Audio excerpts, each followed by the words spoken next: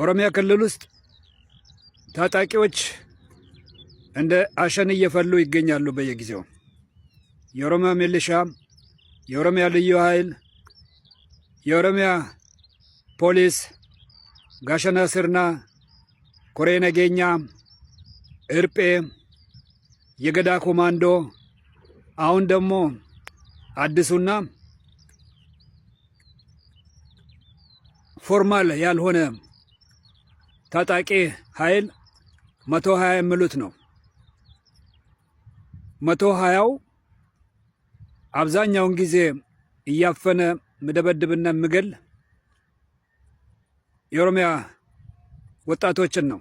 በተለይ የቀድሞ ሸዋ ክፍለ ሀገር አምቦ፣ ወሊሶ፣ ሻሸመኔ ወይም ደግሞ አዲስ አበባ ዙሪያ ያሉትን የቱለማ ልጆችን ነው እያፈነ የምገለው።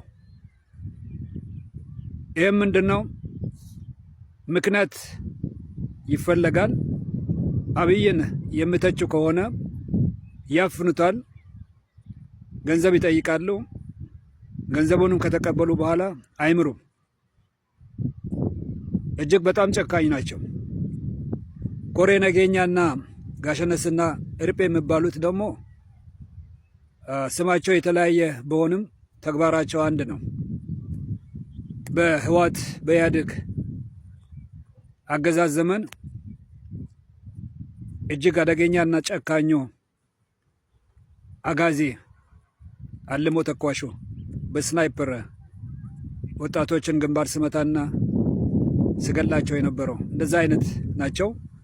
በትዕዛዝ ነው የሚያደርጉት።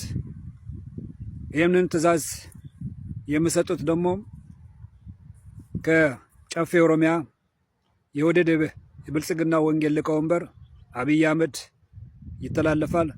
ከዛ ሽመልስ አብዲሳ ስምሪት ይሰጣል እና የፈለጉትን ሰው በቀጥታ ነው የሚገሉት።